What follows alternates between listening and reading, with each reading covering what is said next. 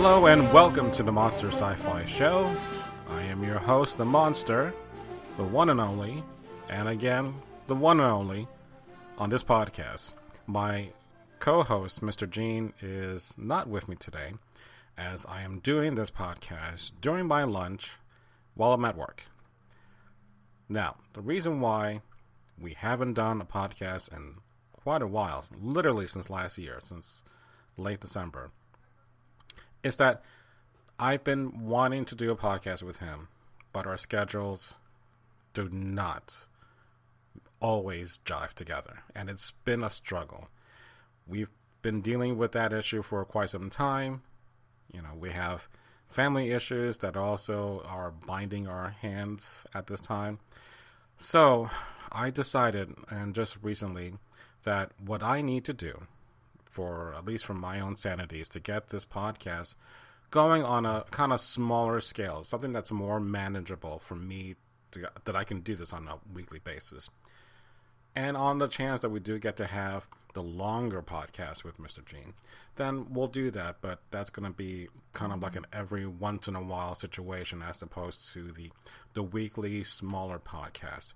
So what I'm planning to do is basically talk about things that happened this past week, and I'm going to keep it in that sense. So I'm sorry if you hear some background noise, but I'm trying to find a quiet spot in the library, which is kind of hard to do at sometimes. So the news that I want to talk about, first off, is we had Harrison Ford that was in a plane crash, and luckily he is still okay. But honestly, with the scare of him breaking his foot during the making of the latest upcoming Star Wars movie, you have to wonder, how much more can we expect from Harrison, considering that he is up for the sequel to Blade Runner 2. That, honestly, I think you can just leave Blade Runner alone. I don't think you really need to have a sequel. I did buy into the book by I'm blanking on the guy's name. Not Jeter, B. Jeter, Jeter, the author's last name, who, for the most part, is a horrible writer. He has written other Star Trek DS9 books that also are terrible. So I only picked it up because of the fact that it had Blade Runner on it, and it was supposed to be a direct sequel. And honestly, I just could not get through that. So, but, here we are, having a close call with him in that situation with the plane crash, and the movie is pretty much almost like a green, it's been green lit to go ahead and be made. So considering, how this is playing out, that could delay the making of Blade Runner 2. But at least we do have Star Wars, already done. So he made a full recovery, and then he got injured again. So, Harrison, please be careful. We don't want to lose you. At least not just yet. All right, so speaking of another loss, would be Leonard Nimoy, who passed away last week. And even though I don't know him personally, it's more of what he's left behind that it's hard for me to fathom, that he had, a whole life after Star Trek, but all we know about Leonard Nimoy is that the fact that he played Spock. Spock is, a character it's near and dear to my heart. Even my podcast buddy was telling me how much I'm Spock-like in many ways. Very stoic on the outside and have lots of turmoil inside, so to speak. But that's, me. So if I'm a Vulcan or half Vulcan, so be it. But it's hard to deal with that loss, because especially now at my age, it hits a little bit more closer to home, because I'm almost nearing my 50s, and things really reminds me about how limited time that we have. And granted, he died in his 80s, and I still have 30, 40 years. Who knows how much life I still have. but it's also the reason why I have to keep on pushing myself and get this podcast recorded. If for nothing else, do something with your time while you are here. And when you are with the people that you are near and dear to, tell them how much you care about them and spend that time. You know, one of the things that I've gotten to appreciate over the years is that I don't want presents for my birthday and Christmas or holidays like that. I just want time to spend with you. The memories that make from that time, that's what I keep. And to quote the whole Blade Runner thing that I know Gene is listening, is going to like doing the whole face palm. But, you know, all those moments, like tears and rain, you know the rest. Because I don't. I'm blanking out. All those memories would be lost like tears and rain. So that's what I don't want. I don't want to have those kind of regrets. I just want to have wonderful memories with all of you. And it's important that I do this for myself and for my own sanity. And I hope that you find that kind of inner peace out there as well. All right. Now, another piece of news. Harve Bennett was the executive producer, I believe, of Star Trek II, which he was responsible to get Khan into that movie. So we actually have a lot of thanks for him to make pretty much, I think, the best Star Trek movie ever. Despite the, I don't want to even say homage in Star Trek Into Darkness, because that was complete bullshit. I'm sorry. But it had no bearing whatsoever to do this alternate take of, or retelling of Star Trek II, The Wrath of Khan, because you really had no backstory.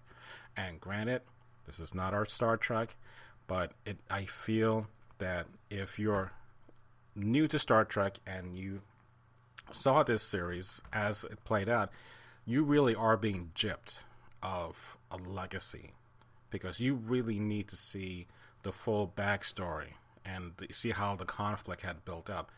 Because honestly, you can't do that in just one movie. You really can't. It's one of those things that you have to have like an ongoing bad guy that has history with you, for you to know that if this is going to be the final battle, this is going to be it. This is what you've been waiting for. But to make him this new Khan, a villain, which you have very little backstory, it's pointless. So, going back to Harve Bennett, notice my tangent going off there. So he was great, and of course we killed off Spock, because I think by that time Leonard Nimoy really did not want to do any more Star Trek movies, or at least not to be Spock anymore. Hence why we get him to direct Star Trek 3, which is about searching for him, ironically enough. But he did make Star Trek 4, which was one of the best Star Trek movies in relations to a non-Trek fan. So if you're looking for something to introduce a fan to, or a new fan to Star Trek 4, very easy to get into. Whereas Star Trek 2, you really do need to see the Space Seed episode to really understand how that all plays out. Whereas Star Trek 4, you can jump right in. You don't need all the backstory. It's a really good, fun adventure. All right, so we have Harrison Ford. Okay, Nimoy dead. Bennett dead.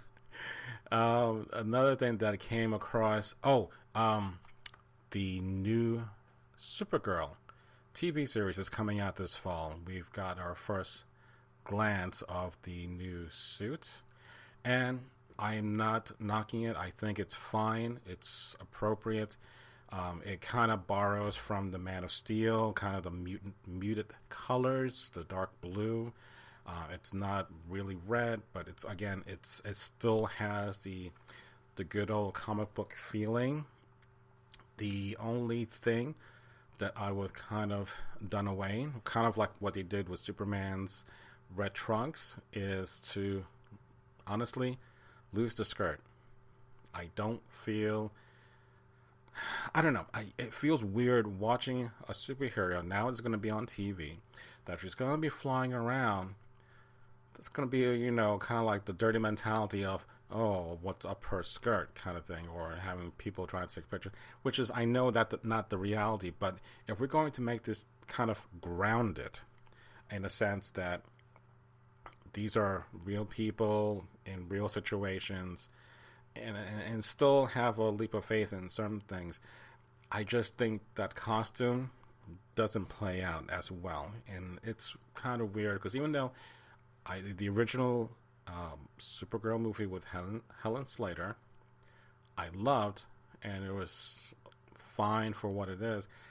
I just think that if you're going to not have Black Canary in the fishnet stockings like in the comics, but in the TV series have, a regular leather outfit, that's fine. I can live with that.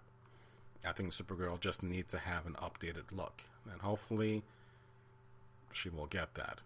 Now, having said that, there was that Wonder Woman TV series by David E. Kelley that was not series, but it was a pilot that was going to be pitched to NBC, which it was filmed and unfortunately was not picked up. But the initial costume had Wonder Woman in these, these bright blue, shiny pants with a red bustier top, which made her look more like Dazzler from the comics, and like these 80s glam, that it doesn't seem appropriate. And eventually they did tone down the glossiness and made her a little bit better. And I was fine with her having pants or leggings. I was fine with that. So I just think that Supergirl does need to have that exact same thing. I don't want to see her in a fight and having to be worried about her skirt being always in place. It's a little weird for me to talk about that. But in any case, that's how I feel about that in that situation. All right, so that's my podcast for right now. It's short, sweet, and to the point. I'm going to have more things to talk about. But I did write this past week something about an article I came across about how to save Star Trek as far as making it more like True Detective, kind of like in an anthology series, which I kind of like that idea, but I think there was a bigger problem at hand that I talked about. So if you really want to read that, go to my blog at monsterscifishow.wordpress.com. If you have any comments, questions, or concerns, please email me at themonsterscifishow@gmail.com. You can find me at the Monster Sci-Fi Show on Facebook, as well as Twitter. And remember, and I've done this before, it's not Monster Sci-Fi Show the right way, it's the Scifi way, which is MONSTERSYFY show. So boy, I'm really tongue-tied here. So on that note, thank you for listening. I will be doing this again on a pretty much regular basis. So every Saturday, I'm going to be recording this, edit it when I get home, and hopefully release it by Sunday, if not by Monday, the latest. So again, I'm keeping it short and sweet. I will be doing future podcasts whenever we get a chance to meet up with my co-host. Or if you are interested, please let me know. We can always do Skype, and I can actually add you on to my show, and we'll make special arrangements for that. So let me know what you think. Have a great week, and just remember, I don't know what it is because I'm trying to remember myself. So remember, the Monster Sci-Fi Show, it's sci-fi from a certain point of view. Got it? Good. Good night, everyone.